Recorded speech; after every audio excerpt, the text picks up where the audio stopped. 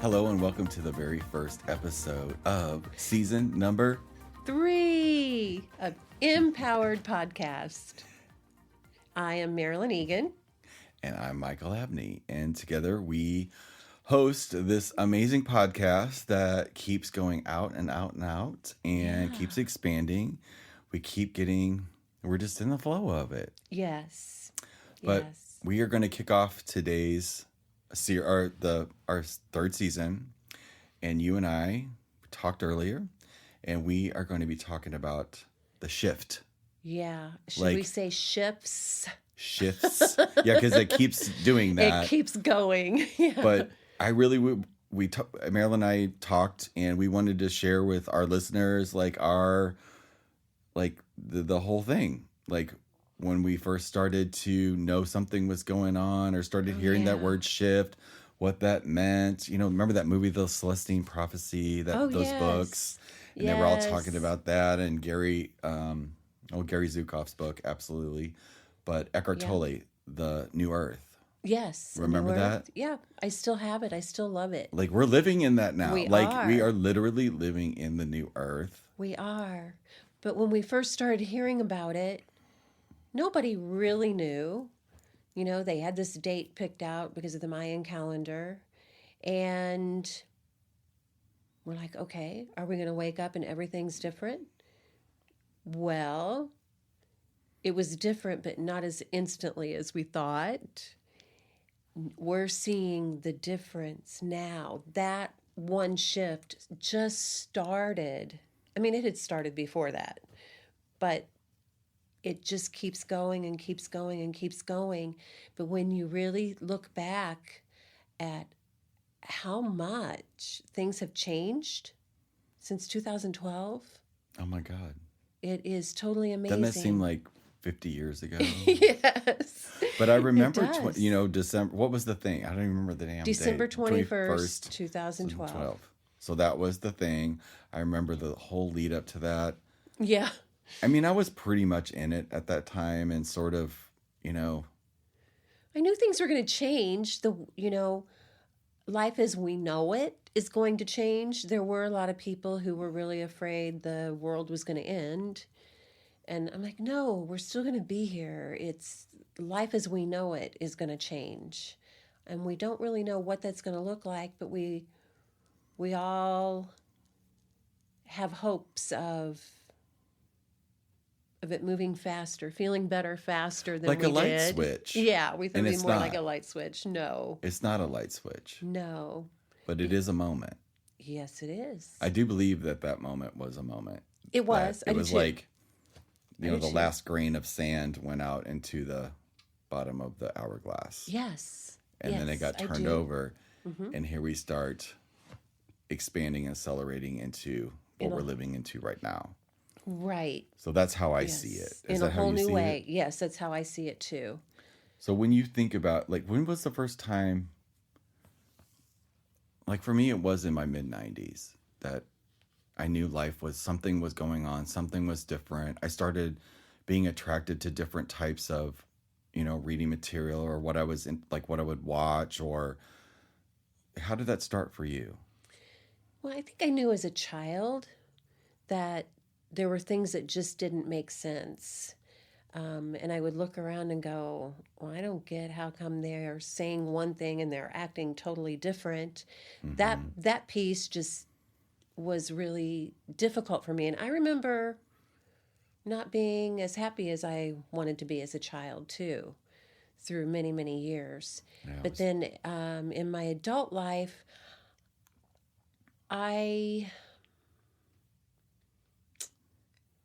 it was in my 20s, maybe around 28, 29. I'm like, there's something more. But yet I remember as an 8-year-old child, I remember being 8 and thinking, there better be more to this than I'm seeing right now.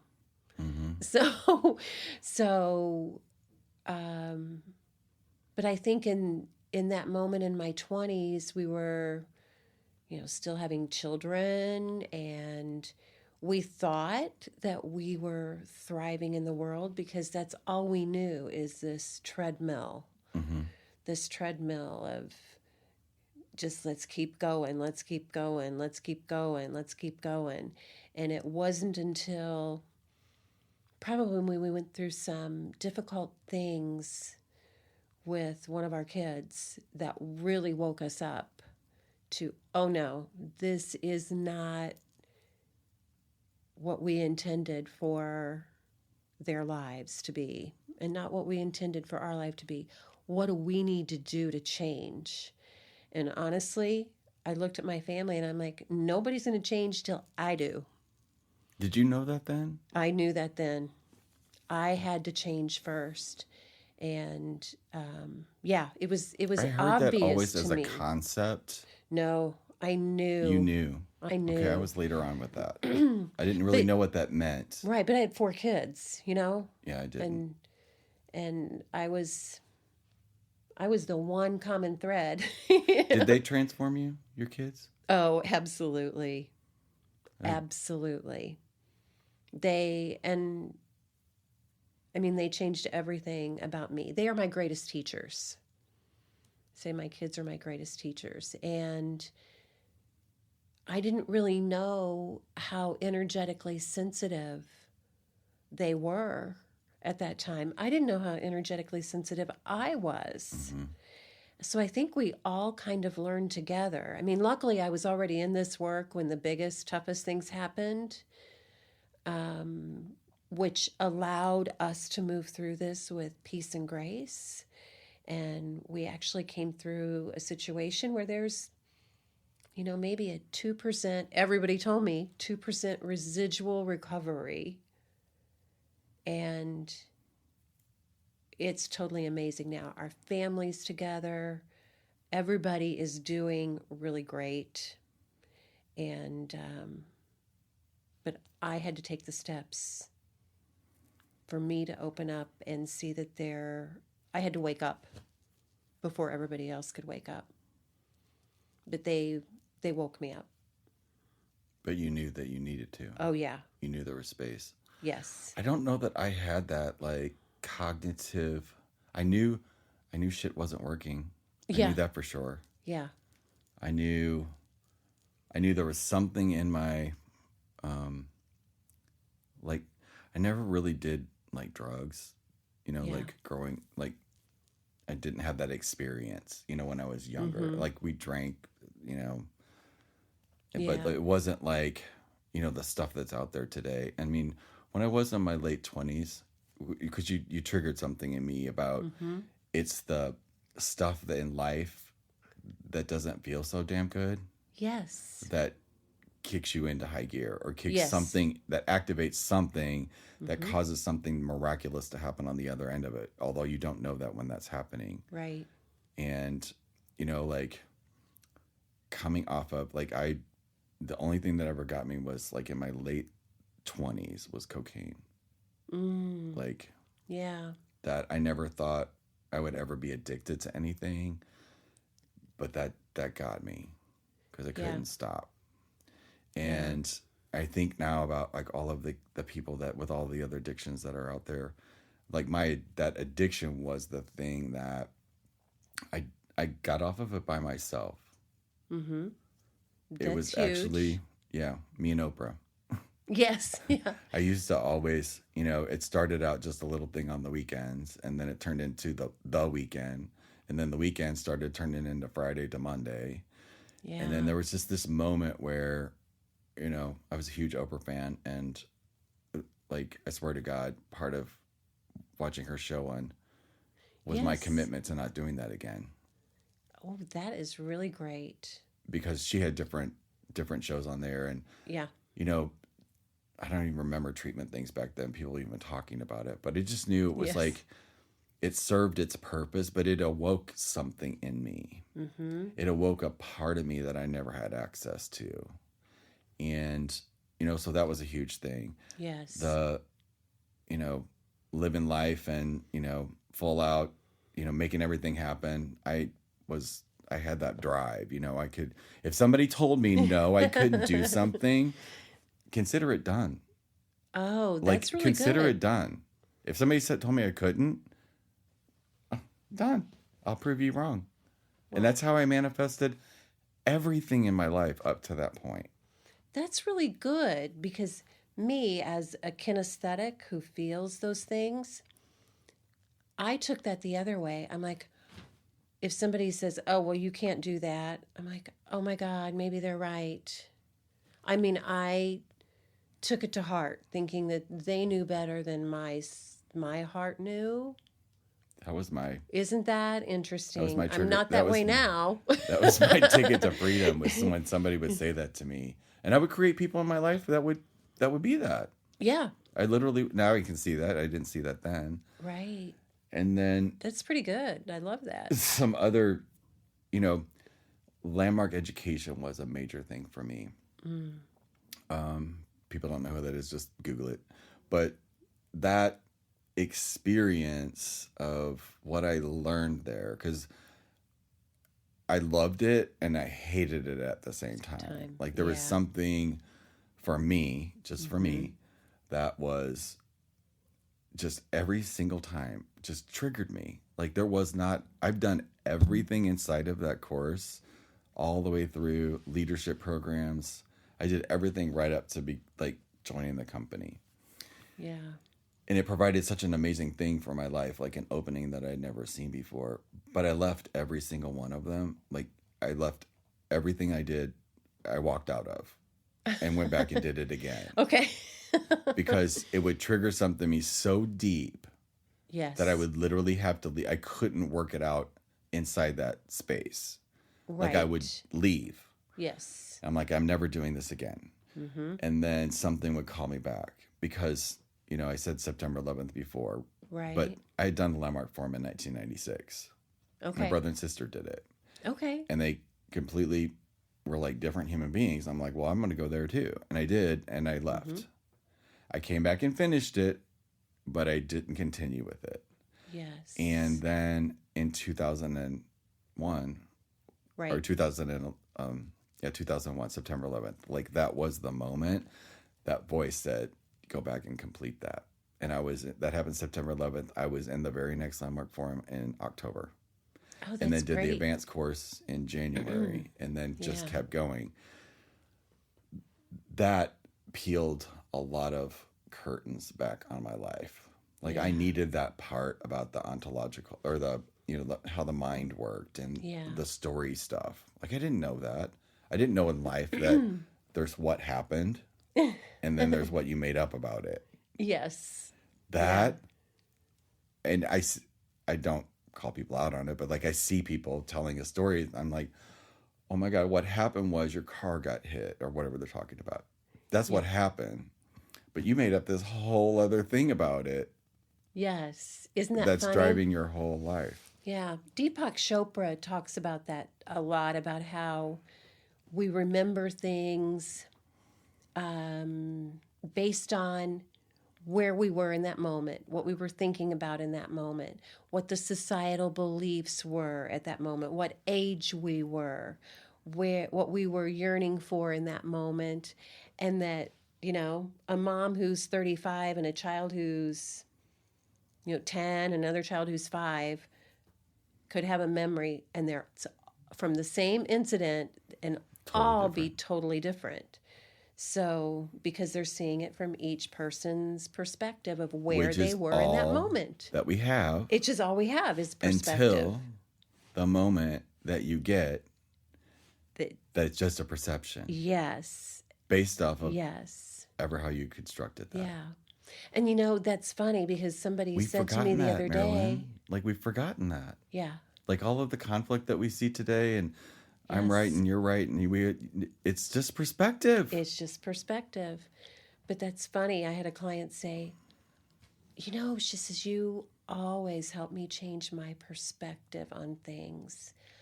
It just takes so much of the heaviness off to see it in a different way. And I thought, I do think that's what a gift. How I help people. I've never heard that said that way before. Yeah. But helping people change their perspective changes their changes world. Everything. When they stop looking at it like that, it stops showing up like that. Yes. So Yes. we're talking about this shift today and what this means and all of this outside stuff, and that, I've had the illnesses. I've had doctors tell me, you got things that are going to take you out. And like, Yeah. those were the things that woke me up. All this, like the really Yes. in the moment, crappy things that happened to us. Those were all the things that I wouldn't trade for $1 million because Exactly. those are the things that have given me everything, access to everything. Right. That incident with our kids that I told you about. Yeah. I am so grateful for how that all happened because we are all better people. We all grew. We all chose to see life differently. And now I see that whole situation differently. I mean, I remember thinking at the time that it felt really awful, but I don't remember any of those parts. I just remember the beauty in the lesson and the benefit to all of us as we have all moved forward. So maybe that's why that's what I do in my sessions or part of what I do with my clients is because that's what worked for me. And so we can do the same thing with these shifts that are happening. Yes. We're like, okay, I'm feeling something really strange. I know that this is moving through, but if we just let it go and allow it to move and allow in the new, let the old go and bring in the new, and focus and think about the things that feel good in our life. And it's not that we're avoiding the other things that are happening. We know it's there. Mm-hmm. We just don't focus on the things that we don't need to focus on. We take a look at it, let it go, boom. Let's break this down just a little bit more. Okay. You tapped into something here that's really important, I think. Okay. If somebody is going through something and has the horrific thing happen, because sometimes life does that to you. I had that. I believe one day we will be all at a level of consciousness where this is no longer necessary to learn lessons like this. Yeah. However, right now, it's what's so. Yeah. Or not, whatever it is for anybody. But there are a lot of people that I know that are experiencing really horrific things. Yes. Or that you could have that perception. Yeah. What are the context of walking through something like that from, a 30,000 feet view? So something happens to us personally, like a breakup of a relationship or an illness or money issues. Like something comes up in our life that we're dealing with. So what are some things, I think I can think of one thing right off the bat to help people move through that without changing the outside things that are happening. Like not to fix it. Right. Well, number one, take care of our own body by getting grounded and connecting and breathing. And then if we can move into a state of curiosity, instead of being, oh my God, what just happened? Okay. So number one, what do I need right now to feel better? Number two, what do I need to do next? What's the next step? Where do I go from here? Do you find, I'm going to say acceptance. Acceptance I is think also that the would curiosity. When you move into curiosity, you're exactly you've right. accepted it. Yes. Mm-hmm. Because you're questioning it and you're like curious about why this is happening. What's going on here? Totally got that. Yeah. So accepting, questioning, like that almost forces you to come out of that. Curiosity does. Because you have to become the observer then. Yes.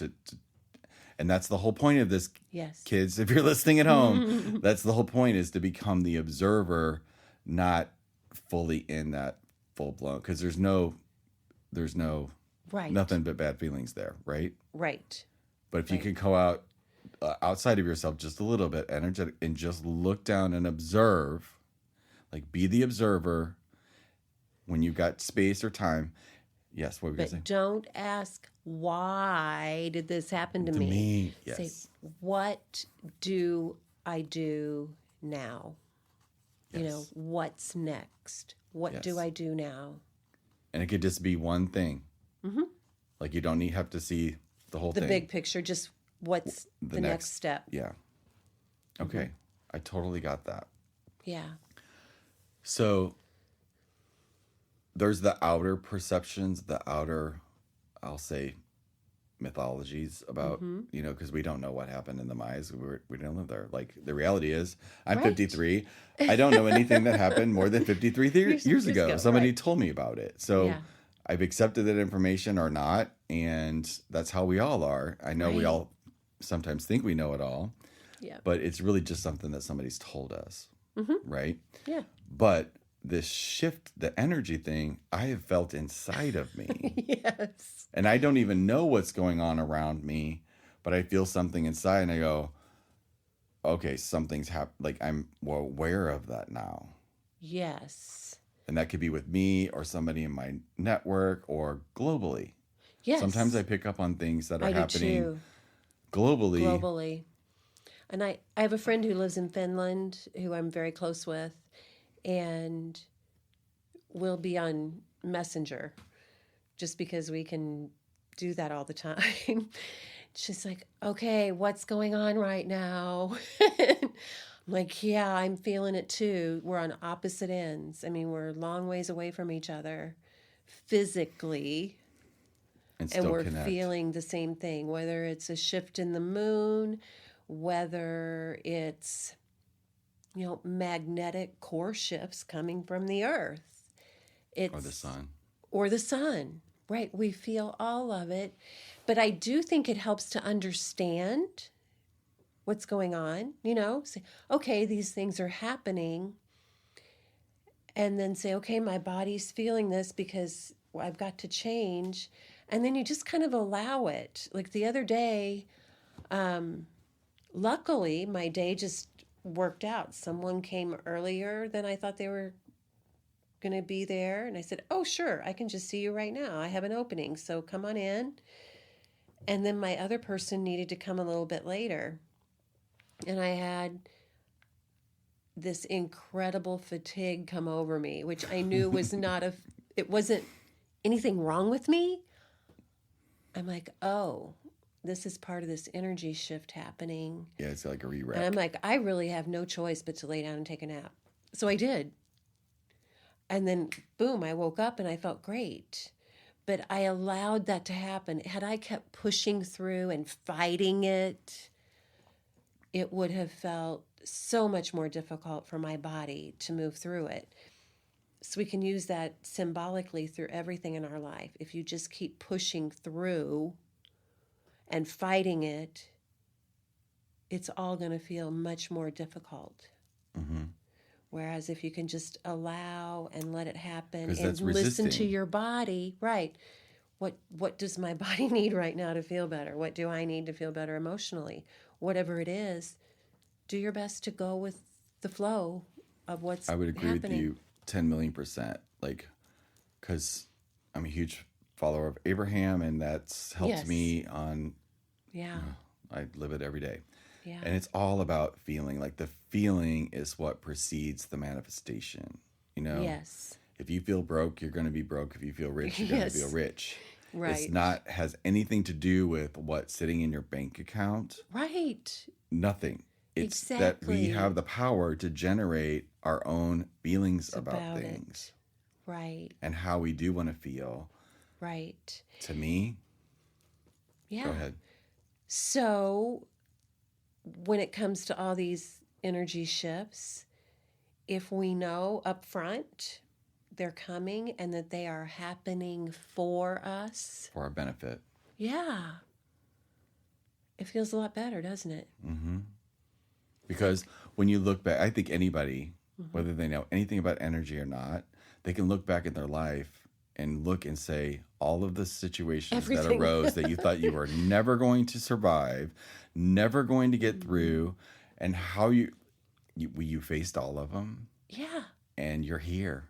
Yes. And if that happened back in the past, that's going to happen to you moving forward. Right. So just know that. Everything's always worked out before, right? always has worked out before. So everything works out for me. Yes. That's a typical Abraham thing, but it's true and it works and it makes sense. And everybody Always resonates worked with out. that. Right. And then when you know, oh, this is happening for me, sometimes it may take you a little bit longer to get that concept than other times. Or like integrate it and just know it. And just know it all the time. And then it really feels much better. Have you ever had one of those? Because I never have them like all day. But like sometimes I'll just notice that, man, it feels really constrictive right now. Yes. Like in my body. Yes. Mm-hmm. Do you know what my first thought is? Or the next thought after I sense that?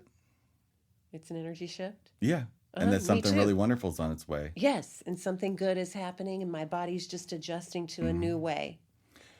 New way. Let's talk a little bit about frequency as that raises up. Because it's so important, because I know there is a reason now why all the crap floats up with the right. You know, all the dark seen. comes up when the light comes in. Yes. All these things that we're seeing that don't feel good have been buried for a long time. But they're still there. Now they're coming to the surface. Because they're going to be seen and healed. Yes. They've been seen, now they need to heal. But and now raise like a seen in a way that you can't ignore it. You can't ignore it.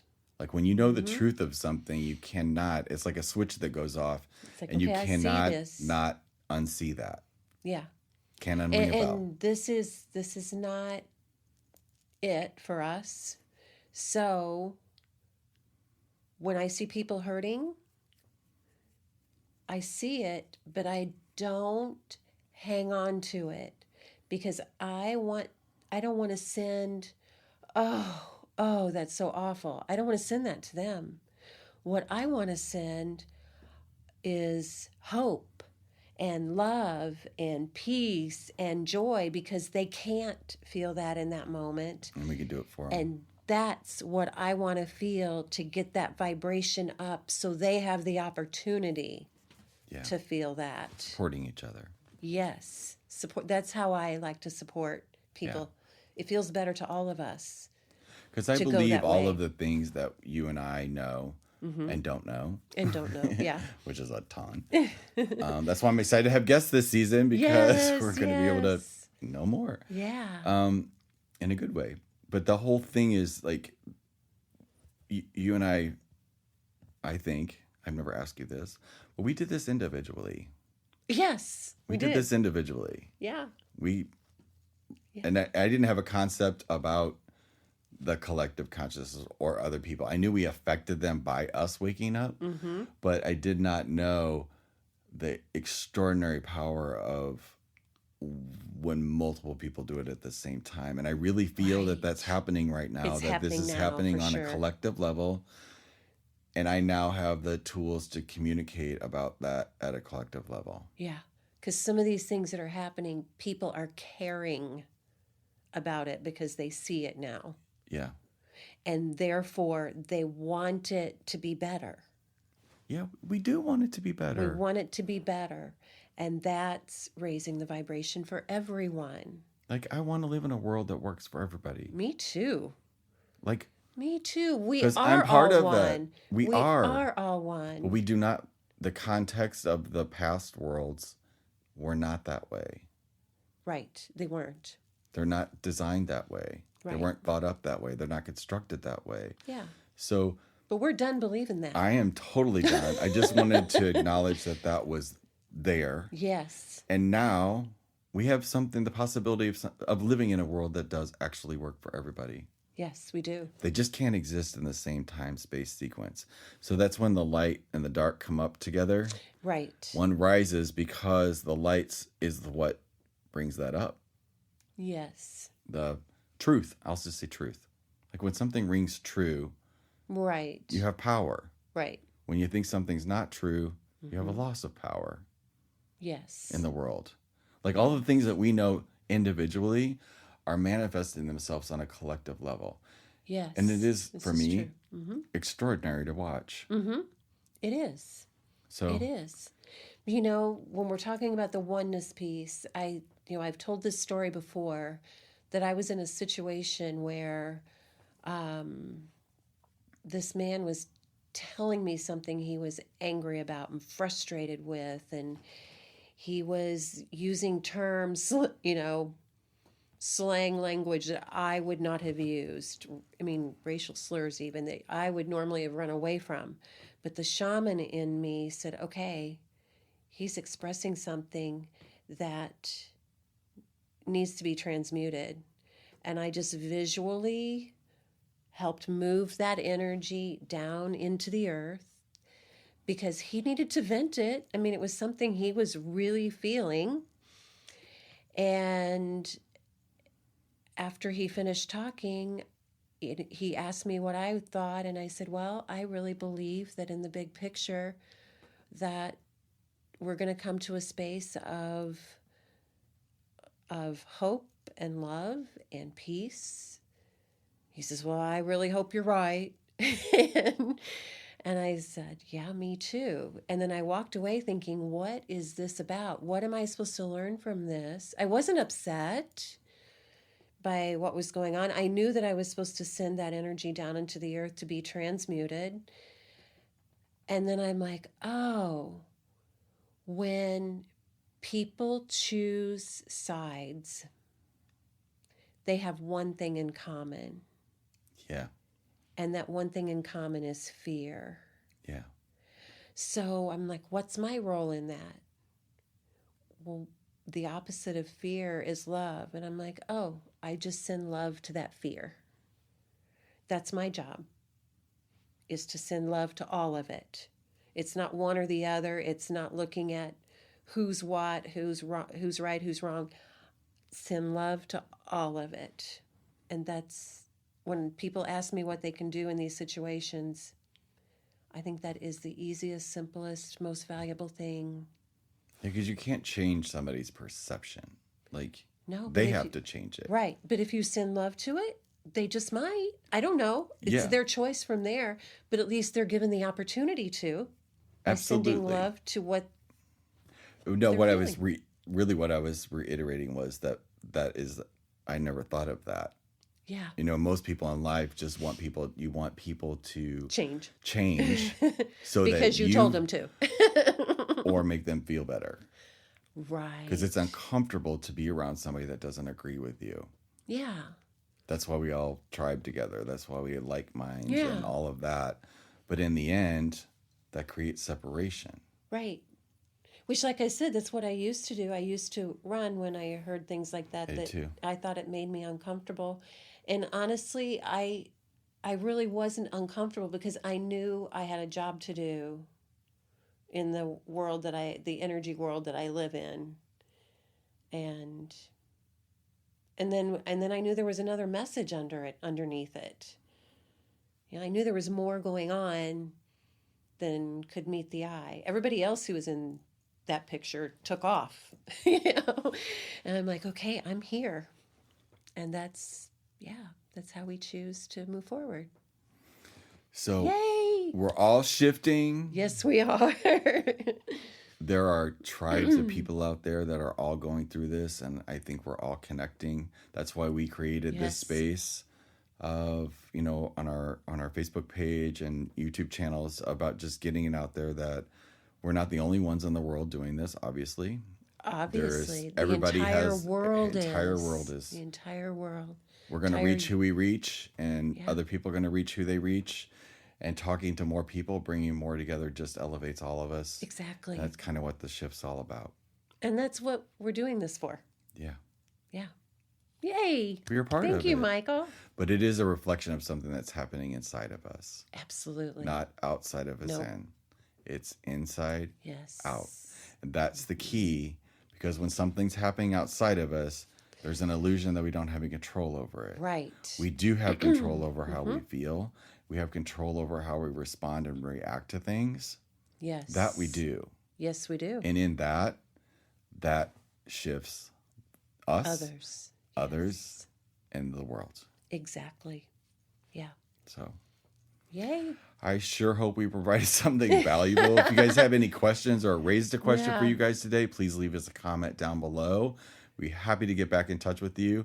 Something that you haven't thought about or a question that we didn't bring up, definitely leave us a comment. Yeah. And it might Or even another it might spark of perspective. another Yes. podcast. You never know, right? Yeah. But so we are so appreciative of you guys listening for all of our podcasts and keeping us going all over the world.